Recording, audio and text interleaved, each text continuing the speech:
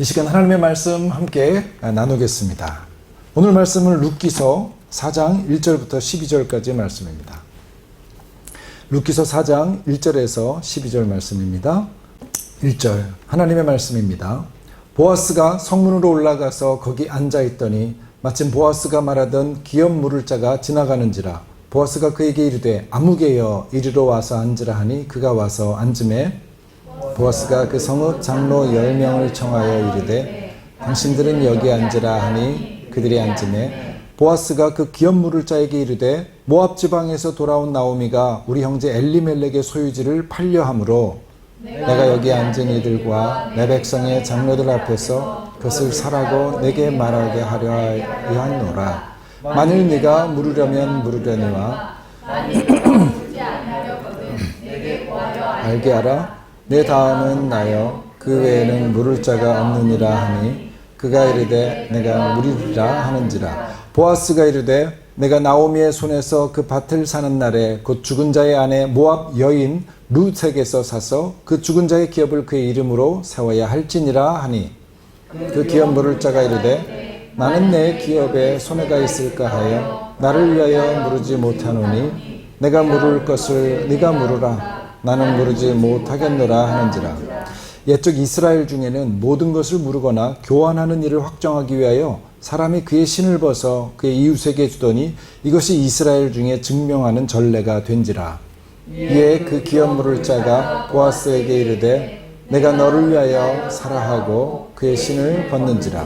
보아스가 장로들과 모든 백성에게 이르되 내가 엘리멜렉과 기럨과 말론에게 있던 모든 것을 나오미의 손에서 산 일에 너희가 오늘 증인이 되었고 또 말론의 아내 모압 여인 룻을 사서 나의 아내로 맞이하고 그 죽은 자의 기업을 그의 이름으로 세워 그의 이름이 그의 형제 군과 그곳 성문에서 끊어지게 하지 하며 너희가 오늘 증인이 되었느니라 하니 성문에 있는 모든 백성과 장로들이 이르되 우리가 증인이 되나니 여호와께서 내 집에 들어가는 여인으로 이스라엘의 집을 세운 라헬과 레아 두 사람과 같게 하시고 내가 에브라스에서 유력하고 베들레헴에서 유명하게 하시기를 원하며 여호와께서 이 젊은 여자로 말미암아 내게 상속자를 주사 내 집이 다말이 유다에게 낳아준 베레스의 집과 같게 하시기를 원하노라 하니라. 아멘.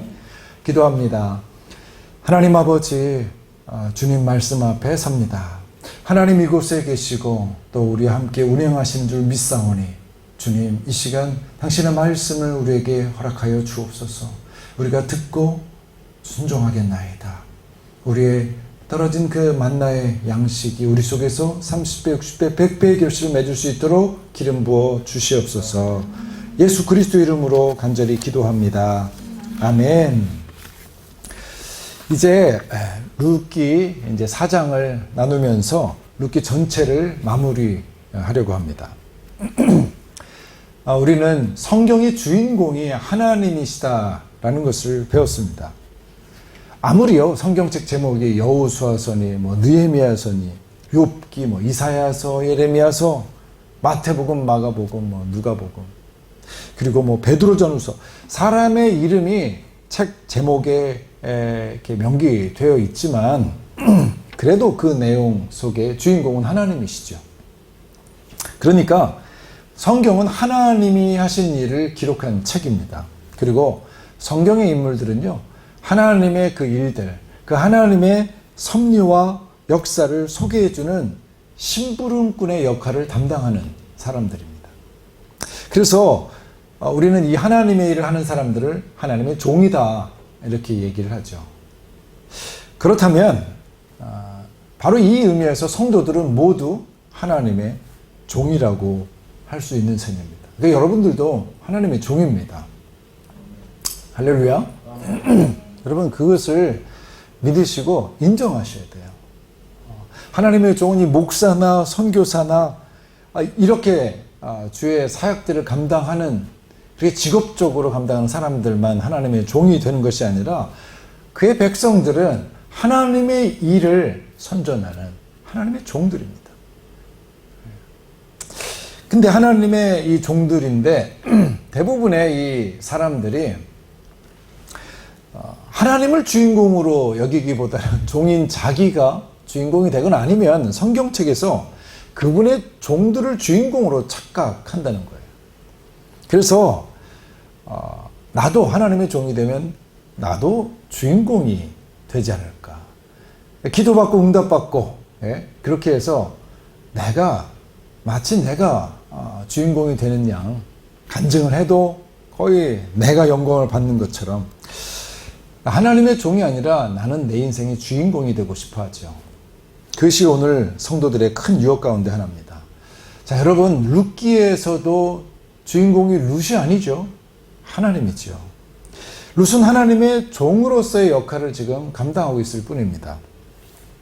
룻은 모압 여인이었지만 그 어느 누구보다도 하나님 말씀에 순종하는 정말 하나님의 사자요, 하나님의 종의 모습을 잘 보여주고 있습니다.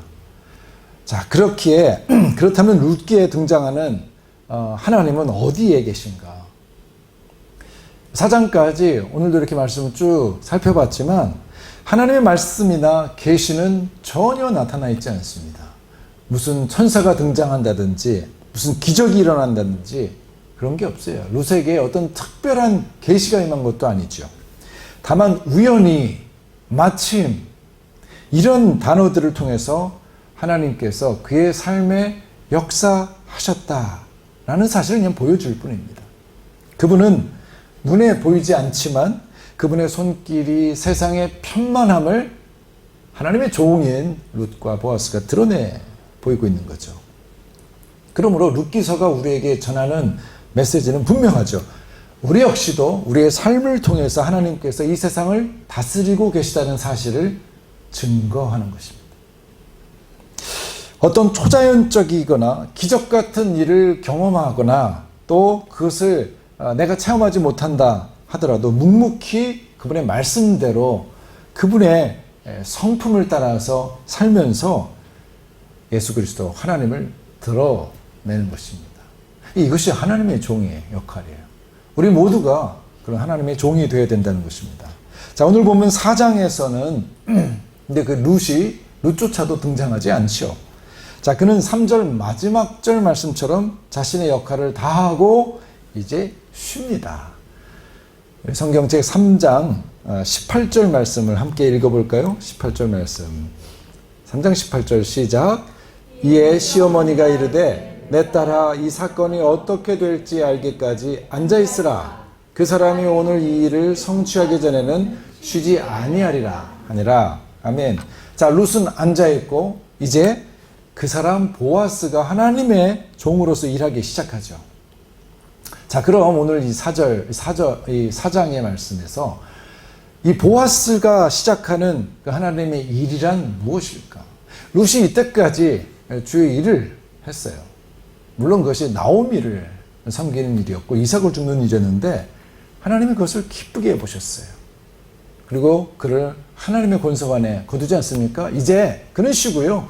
보아스가 일하는데 그가 무슨 일을 하는가? 1절 말씀 같이 또 읽어보겠습니다. 4장 1절 시작. 보아스가 성문으로 올라가서 거기 앉아있더니 마침 보아스가 말하던 기업 물을 자가 지나가는지라. 보아스가 그에게 이르되 아무개여 이리로 와서 앉으라 하니 그가 와서 앉으매. 아멘. 보아스가 해야 할 일이 여기 나타나죠. 우리가 다 아는 대로 기업을 물으는 일입니다. 그러니까 나오미와 룻을 위해서 그 엘리멜렉의 기업을 되찾아주는 것이죠. 그리고 이를 위해서 그는 자기보다 먼저 기업을 물을 수 있는 그 사람을 찾아서 그가 기업을 물을 것인지 아닌 것인지 의사를 지금 확인하는 작업을 합니다. 그러니까 바로 그 이야기가 4장의 내용이죠. 그런데 한 가지 재미있는 점은 그 기업 물을 자의 이름이 소개되지 않고 있다는 겁니다. 심지어 보아스도 그를 부르는데 아무개요 이렇게 부른다는 거예요. 성경에서 아무개요 이게 처음인 것 같아요. 이거를 또 헬라어로 이렇게 보면은 그렇게 된다고 해요. 그냥 누군가예요. 누군가. 서치 어맨인데 이것도 좀 불편한 번역이에요. 그러니까 대충 말하면 그냥 어중이 떠중이 이런 얘기예요. 그냥 아무개 어중이 떠중이 그게 뭐예요? 너나 나나 개나 소나 뭐 이런 뜻이에요. 그런 사람이죠. 아무개요. 이상하지 않습니까? 아무개가 도대체 뭡니까? 오히려 이름을 좀 불러주면 그냥 문맥상 더 편할 텐데 성경 기자는 굳이 이름을 넣지 않았습니다. 혹시 욥이 이 사람의 이름을 잃어버렸을까요? 잃어버렸었더라도 나중에 이 기록된 성경 아닙니까? 그러면 그냥 그 이름을 써놓는 게 자연스럽지 아무개가 뭡니까? 아무개예요. 이상하잖아요. 여러분, 이 얘기를 통해서 오히려 아무개를 지금 그 명칭을 눈에 띄게 지금 성경이 소개하고 있다는 거예요. 아무개예요. 그러므로 자연스럽게 우리가 유추할 수 있는 게 성경이 일부러 그의 이름을 이렇게 기록하지 않고 있다는 거예요. 그는 그저 아무개일 뿐이에요. 그냥 어중이 떠중이에요. 그가 비록 이스라엘 백성입니다. 자신의 이름이 있겠죠. 그런데 성경은 그를 아무개로 취급합니다. 그러니까 별 볼 일 없는 거예요. 돌아다니는 한 사람인 거예요. 여러분, 이름이 도대체 주는 의미가, 왜 이름을 지어줍니까? 원래 목적은요, 구별하기 위해요. 우리가 본래부터 이름을 가지고 태어난 게 아니지 않습니까? 개똥아, 소똥아 이름을 왜 부릅니까? 구분하려고 부르는 거예요.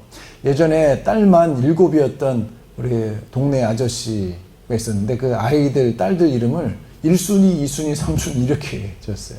그러니까 막내 7순위 아니에요. 7순위 이름도 부르지 않아요. 그냥 막둥이라고 불렀어요. 그저 구분하기 위해서 그냥 이름 지은 거예요.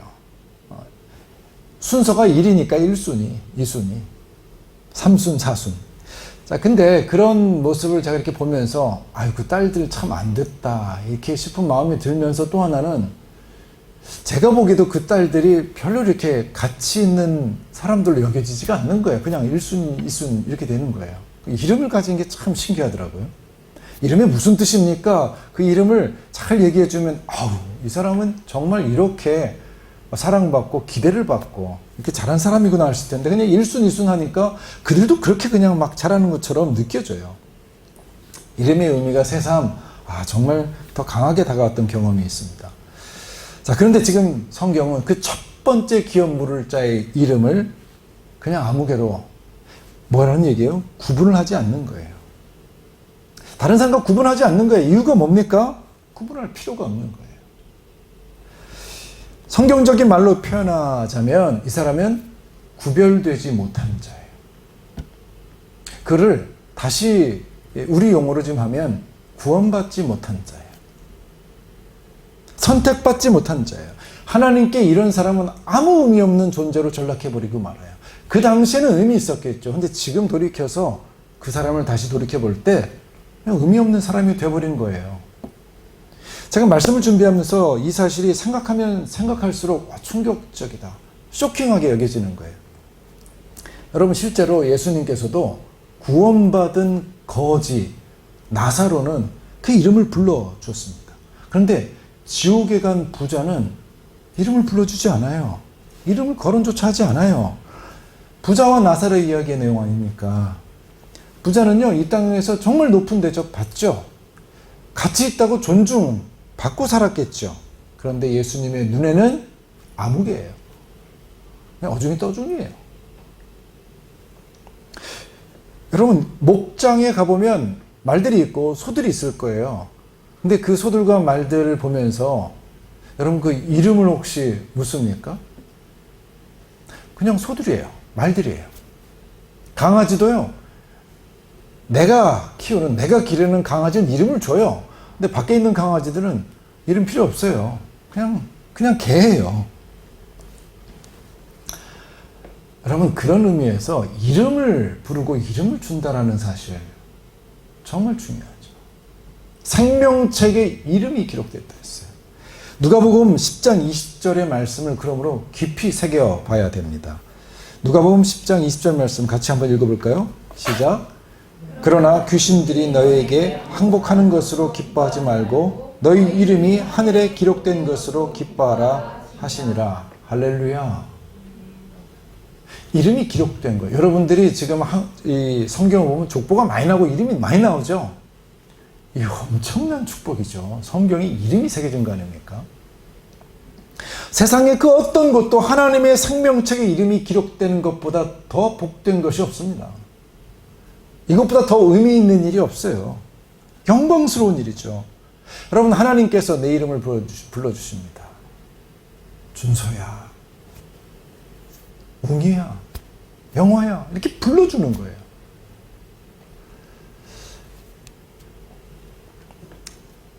여러분, 아무리 돈을 벌고 유명해지고 그리고 사람들한테 존경을 받는다 할지라도, 심지어 아주 유능한 집사님이다, 겸손한 장로님이다, 훌륭한 목사다, 능력 있는 선교사다, 다 이런 것들은 소용없는 수식어죠. 우리의 가치는 하나님께서 내 이름을 아시고 생명책에 기록하는 그 순간에 우리의 가치가 발현이 되는 겁니다. 하나님의 생명책에 기록되어 있느냐, 이것이 중요하죠. 우리가 자녀들을요, 아무리 잘 교육하고 양육해도요, 그 자녀가 예수님을 떠난다면 일평생 우리가 헛수고하는 겁니다. 그들은 아무개로 전락하는 거예요. 나는 이름을 불러줄지 몰라도 하나님에게는 어중이 떠중이에요. 우리가 다른 개나 소를 보는 것처럼 하나님의 자녀가 아닌 거예요. 수십만, 수천만, 수백만, 수억을 들여서 우리 아이들을 양질의 교육을 한다 할지라도요, 하나님이 그 이름을 모르면 아무 의미가 없죠.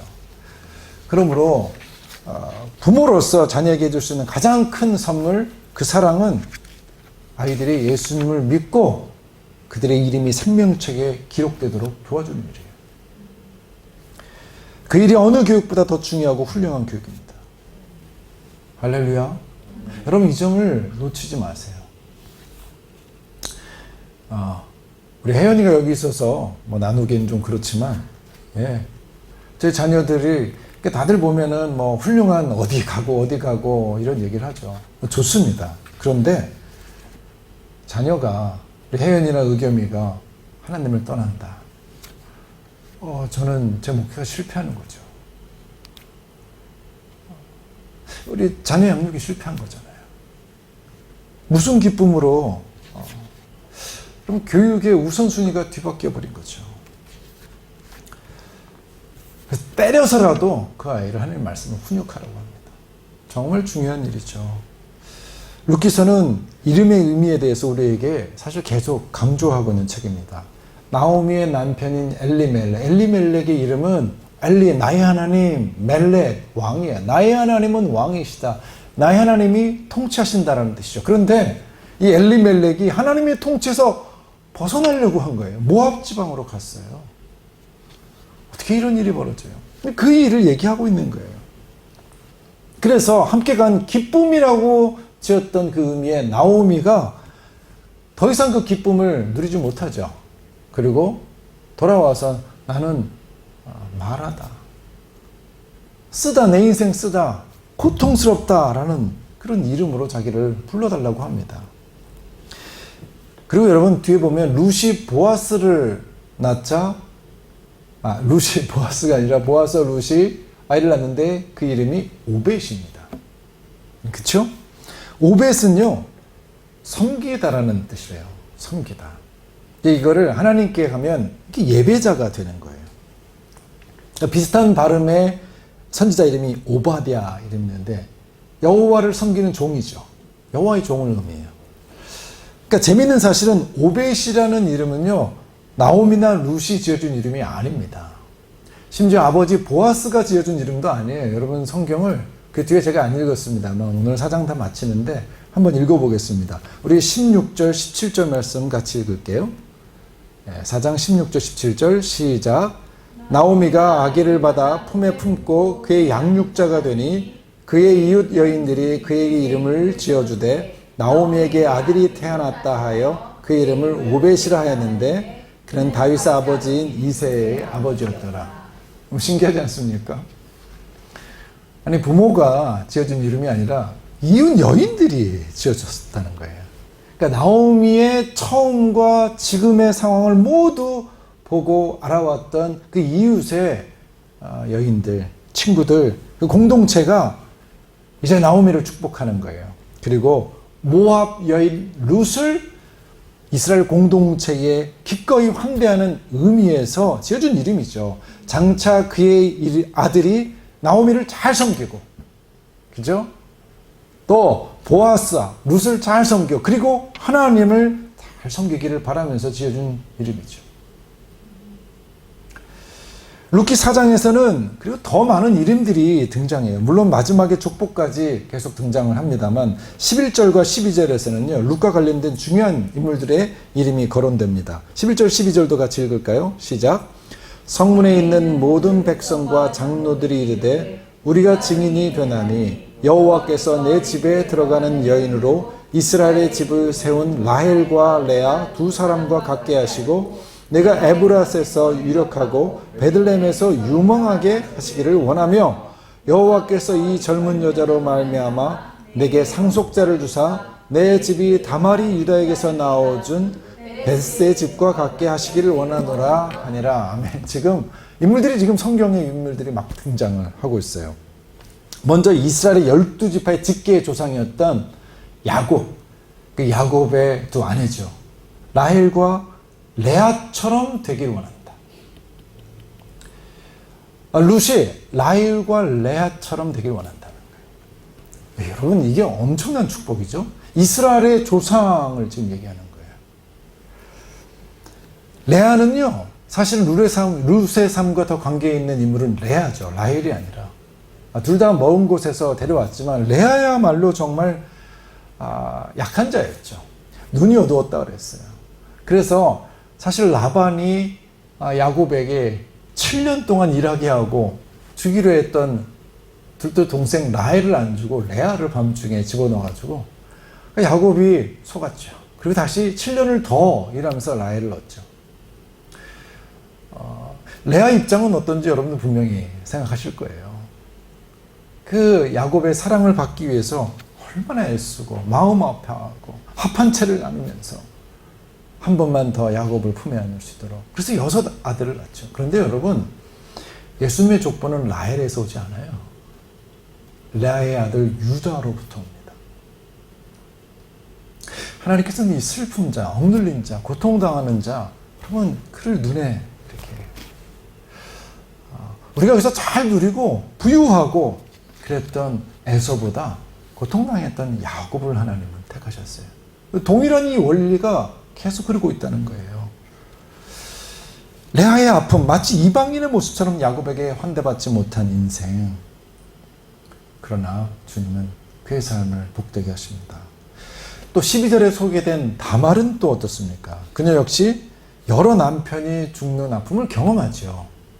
그래서 아마 유다가 더 이상 이 아이를, 자기 아들을 줬다가는 큰일 날 것 같은 거죠. 그래서 친정에 가서 쉬게 하면서 사실은 버린 겁니다. 아마 우리나라 얘기로 맞으면 여자를 맞았는데 남편이 다 죽어요.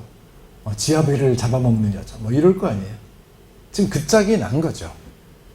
그때 다말은 너무너무나 상심합니다.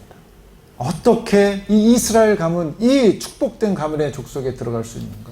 그래서 꾀를 낸 게 창녀복장을 하고 유다가 지나는 길목에서 그를 꼬셔서 그리고 임신을 하게 되죠. 유다가 알게 되고 다말을 향해 이렇게 얘기하죠. 그는 나보다 옳도다. 이게 잘한 일은 아니잖아요. 지금의 가치관에서는 있을 수 없는 일이지만 그러나 핵심은 뭐냐면 다말이 이스라엘 백성의 족보에 들어가는 축복을 그렇게 갈망하고 그래서 결국은 베레스를 낳았다는 거 아닙니까? 여러분 어찌 보면 이들은 모두 룻과 같이 중심에서 멀어져 있는 사람들이죠. 사랑받지 못하는 자들, 공동체에서 소외되고 잊혀진 자들이죠. 그러나 그들이 하나님께 울부짖는 거예요. 그들의 그 상황이 하나님께 기도하는 재료가 된 것이죠. 그들은 자신들의 이름이 하나님의 생명책에 기록되기를 바랬던 사람들이에요. 그래서 하나님은 그들의 소원과 행위에 선하게 응답하십니다. 이스라엘의 족보, 그것도 예수님의 족보에 그들의 이름을 올려주셨죠. 그러므로 성문에 있는 모든 백성과 장로들이 보아스와 룻을 축복한 그 축복은 엄청난 축복이 됩니다. 뭐라고요? 내 집에 들어가 있는 여인으로 이스라엘의 집을 세운 라헬과 레와와 같게 하시고 그들과 같게 하시고 예수님의 족보에 들어가는 엄청난 축복을 받은 그들과 같게 하시고, 이 말은 라헬과 레아가 이스라엘의 조상이 된 것처럼 룻도 그와 같은 엄청난 축복을 받기를 바란다고 이웃 여인들이 다 지금 축복하고 백성들이 좀 축복하는 거죠. 룻을 취한 보아스, 내 집이 다말이 유다에게서 나와준 베레스의 집과 같게 하시기를 원한다. 이런 축복이죠. 이 말대로는요, 이 말대로 보아스는 유다의 족보에 오릅니다. 예수님의 조상까지 되는 복을 누렸습니다. 여러분, 그 뒤에 보면 지금 먼저 볼까요? 우리 21절, 22절 말씀인데요. 그 뒤에 혹시 있으면 여러분 찾아시길 바랍니다. 21절, 22절 말씀, 맨 마지막 말씀이죠. 같이 보겠습니다. 시작. 살몬은 보아스를 낳았고, 보아스는 오벳을 낳았고, 오벳은 이새를 낳았고, 이새는 다윗을 낳았더라. 지금 이름이 계속되고 있는 거예요. 살몬이 누군지 아십니까? 라합의 남편이에요. 기생 라합의 남편. 그의 아들이 보아스였어요. 보아스도 여러분 그 기생의 아들이었던 거죠. 그 아들의 아들인 거예요. 그가 오벳을 낳은 거예요. 참 신기한 족보죠. 예수님은 이런 족보에서 나오는 거예요. 우리가 모든 것이 구별되는 것이 아니라 주님 앞에 믿음으로 참여하고 기도했던 그 사람, 그 혈통을 따라 거룩한 예수님이 오신 거죠. 재밌는 것은 18절 말씀을 보면요.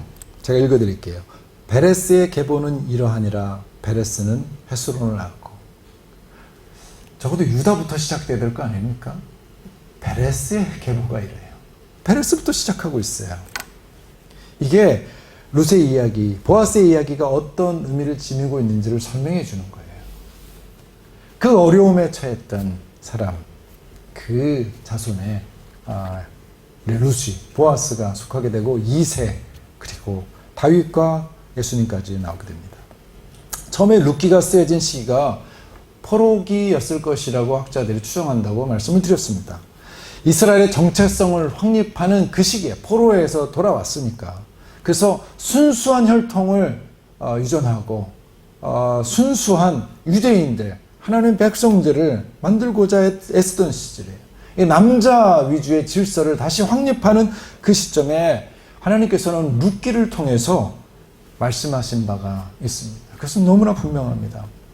하나님이 원하시는 백성은 혈통적으로 순수한 사람들이 아니라 하나님의 백성은 차별적인 존재로 있는 것이 아니라 하나님의 백성은 여러분 혈통이 있지 않다.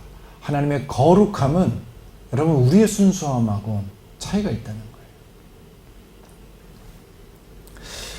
자, 그렇다면 본래 먼저 기업 물을 자의 이름이 아무개로 불려졌는데 왜 그 이름이 아무개로 불려졌을까? 그 이유가 5절, 6절에 나타나고 있죠. 5절, 6절을 한번 읽어보겠습니다. 시작.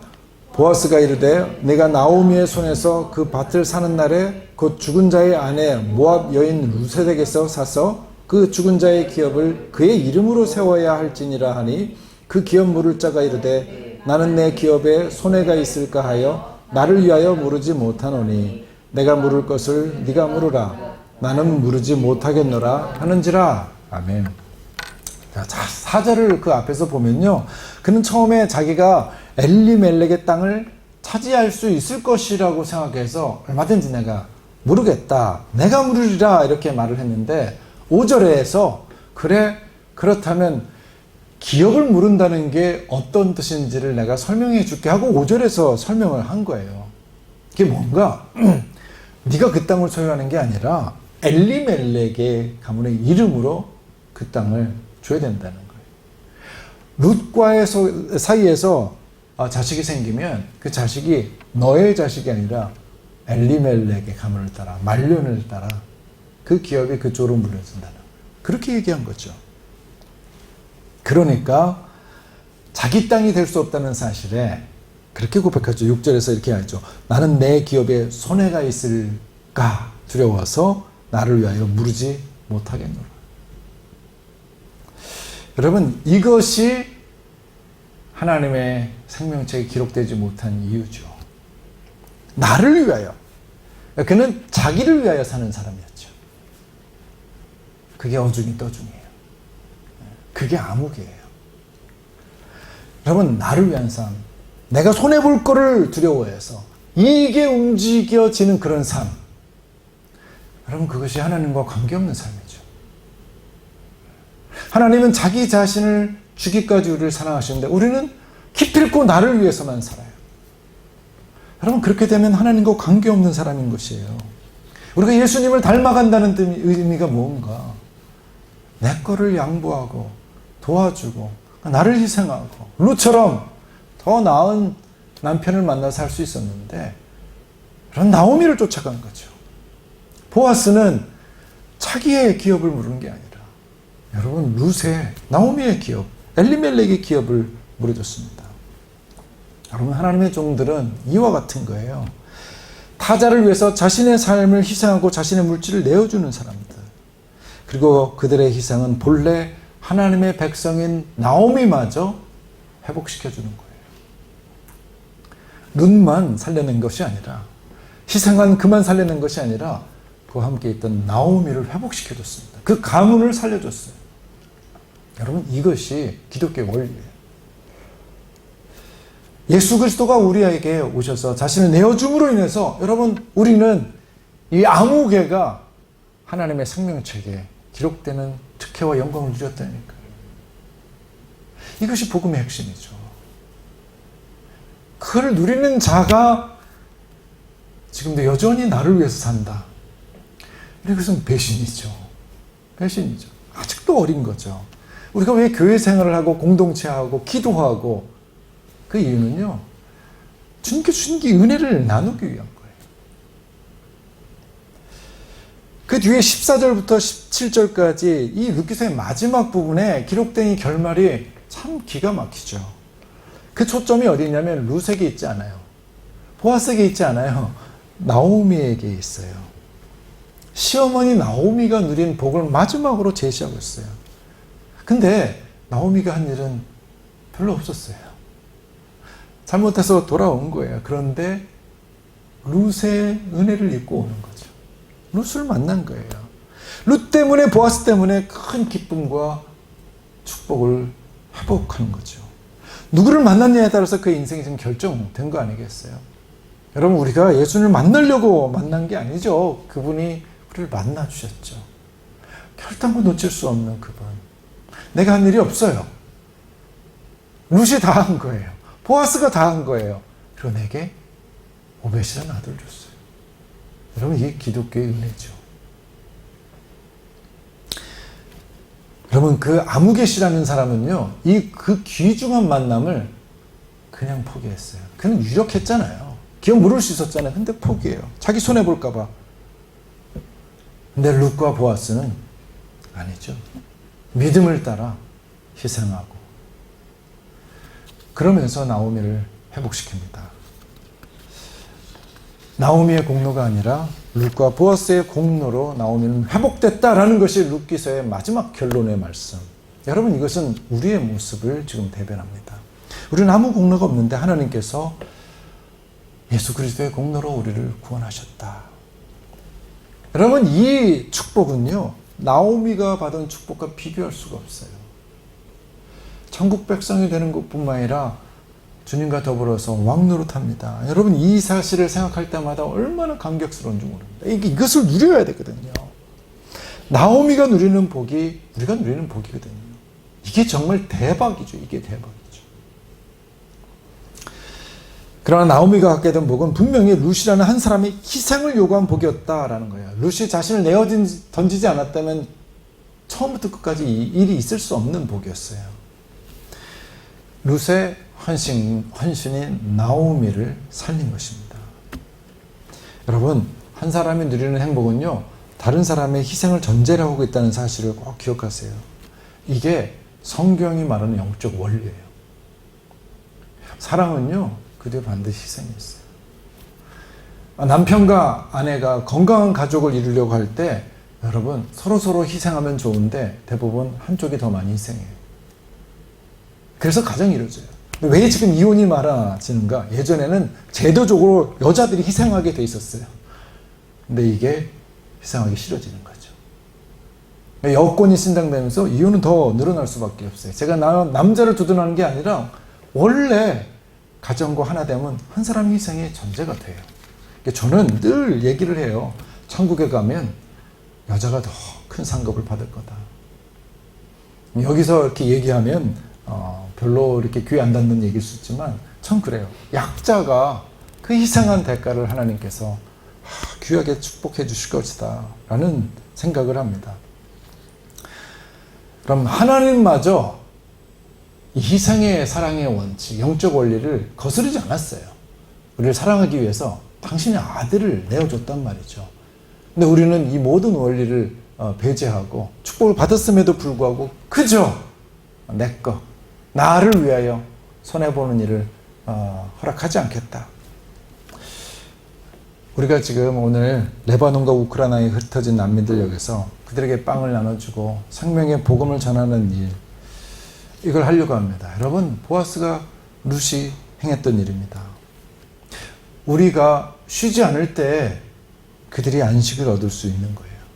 우리가 그들을 위해 조금이라도 우리 걸 희생할 때 그들이 하나님이 축복하는 그 복을 누릴 수 있게 기회가 주어지는 거죠. 우리가 손해를 볼 때 그들은 구원의 기회를 얻게 됩니다. 우리가 그 일을 룻기를 마치면서 하자는 겁니다. 사실 우리의 희생은요, 예수님의 희생을 전제로 진행되는 사랑 아닙니까? 그분이 우리를 사랑하셔서 먼저 자기 몸을 주셨습니다. 우리 이름이 생명책에 기록된 사실만으로도 우리는 누구든지 누구에게든지 여러분 빚을 진 사람들. 그래서 그리스도인들은 빚진 자들입니다. 하나님께만 빚진 것이 아니라 다른 사람에게도 빚진 것이죠. 여러분을 축복합니다. 룻과 같이 되기를 여러분을 축복합니다. 보아스의 집과 같이 되기를. 할렐루야. 우리 그 크신 하나님의 사랑 찬양하면서 주님 앞에 우리의 마음을 고백하고 결단했으면 좋겠습니다.